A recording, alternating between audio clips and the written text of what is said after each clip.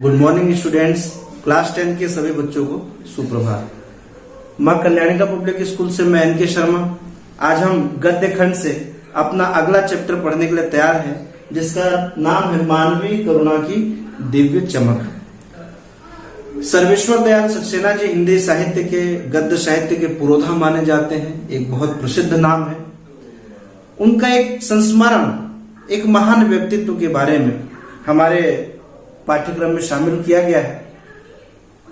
इस पूरे संस्मरण में सर्वेश्वर दयाल सक्सेना जी की जहां हमें लेखन शैली की विशेषताओं का पता चलता है, वहीं हमारे देश में एक बहुत अच्छे संत के रूप में अपना जीवन बिता चुके, हमारे देश की सेवा कर चुके एक बहुत महान संत कहा जा सकता है, जिन्हें के बारे में भी हमें पता चलता है। सर्वेश्वर दयाल सक्सेना जी का जन्म सन 1927 को हुआ था और सन 1983 में आपकी मृत्यु हुई। हिंदी से बड़ा लगाव था। हिंदी साहित्य जगत में आपकी कहानियां, उपन्यास और आपके संस्मरण बहुत ज्यादा पढ़े और सुने जाते हैं। आपने आकाशवाणी में भी काम किया था। वस्तुतः आपका जो लेखक धर्म है वो विविधताओं से भरा रहा। आपने बहुत अच्छी कविताएं भी लिखी हैं, बहुत अच्छे संस्मरण भी लिखे हैं और बहुत अच्छी कहानियां भी आपने लिखी हैं। तो बहुआयामी व्यक्तित्व के धनी रहे। आपने आकाशवाणी में भी काम किया, लगातार शिक्षा जगत से जुड़े रहे। साहित्य जगत में अनेक संस्थाओं में, परिमल जैसी संस्थाओं में भी आपने बहुत अमूल्य अपना योगदान दिया है। जी हाँ, तो ये जो एक संस्मरण है जिसमें उन्होंने फादर कामिल बुल्के नाम के एक संत, जो कि मूलतः ईसाई पादरी थे। पादरी का अर्थ होता है पुरोहित, जो चर्च में पुरोहित होते हैं, जो मुख्य कर्म वगैरह कराते हैं, जो उन्हें विशेष तरह से प्रशिक्षित ईसाई धर्म के जो पुरोहित होते हैं उन्हें पादरी कहा जाता है। तो फादर कामिल बुल्के की मृत्यु जब हुई, उन्होंने सूचना सुनी।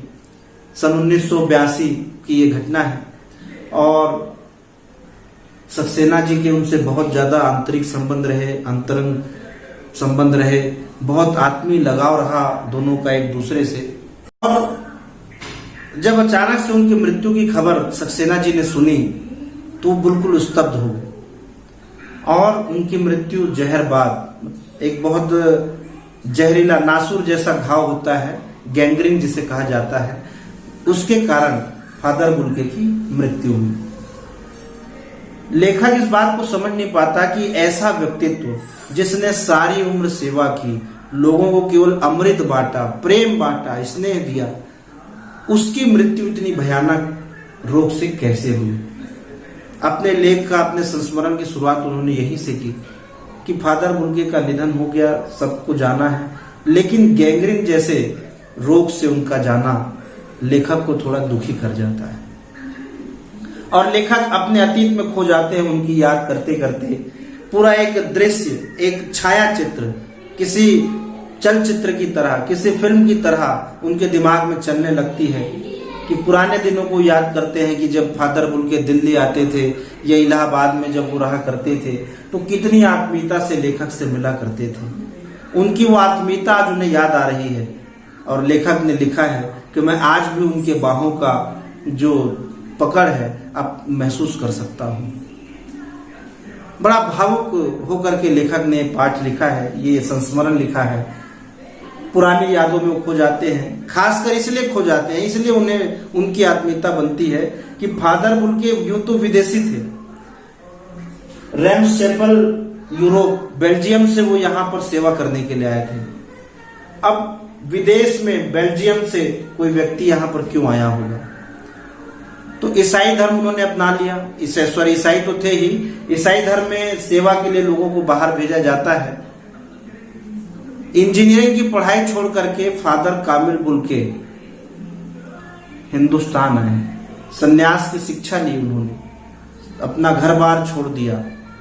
उनका भरा पूरा घर परिवार था, भाई बहन, माता पिता, सबको छोड़कर, और उन्होंने सन्यास की दीक्षा जब ली तो एक शर्त होती है कोई भी साधु अपने हिसाब से किसी भी देश में, दुनिया के किसी भी मुल्क में सेवा के लिए जा सकता है।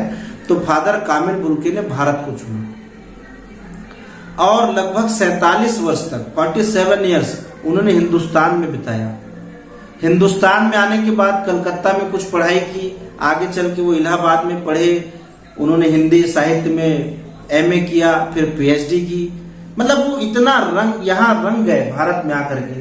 कई बार लेखक ने उनसे पूछा भी कि आपने भारत को ही क्यों चुना, तो बड़ा विनम्रता से जवाब देते थे, क्या पता मुझे भारत से बहुत पहले से लगाव था।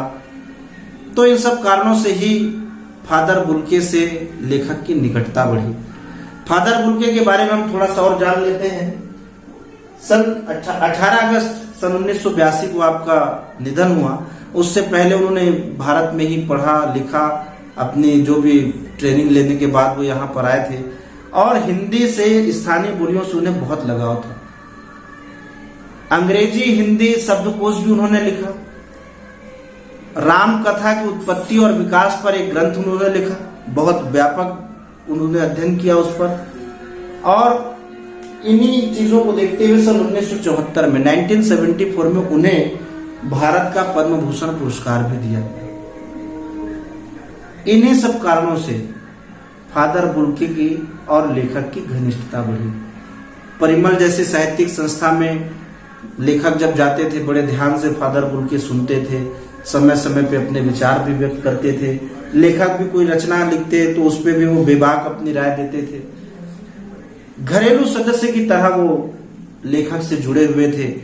लेखक को आज वो सारी चीजें याद आ रही है। लेखक के पुत्र के नामकरण का संस्कार पूरा करना, बड़ी आत्मीयता से उन्हें गले लगा लेना, जब भी मिलना साइकिल चलाते हुए साइकिल को रोक करके बड़ी आत्मीयता से, बड़े जोश से मिलना, ये सारी चीजें लेखक को आज याद आ रही है।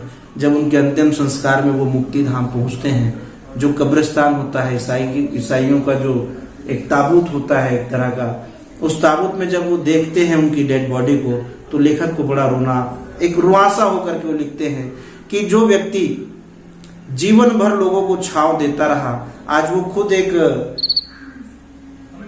पेड़ों की छांव से घिरे हुए इस कब्रिस्तान में एक अनहद यात्रा की ओर जा रहा है। और वहां पर शायद ही फादर बुल्के ने कभी सोचा हो कि वो विदेश, एक दूसरे मुल्क में रह रहे हैं, वहां उनकी मृत्यु पर कोई शायद ही रोएगा। लेकिन आज उनकी मृत्यु पर वो बताते हैं कि इतने सारे लोग हैं कि उनको गिनना ही एक तरह से स्याही फैलाना है, अर्थात एक व्यर्थ का काम है। तो फादर कामिल बुल्के पर लिखा हुआ सर्वेश्वर दयाल सक्सेना जी का एक बहुत अच्छा संस्मरण है, जिसमें फादर कामिल बुल्के के व्यक्तित्व को उभारा गया है।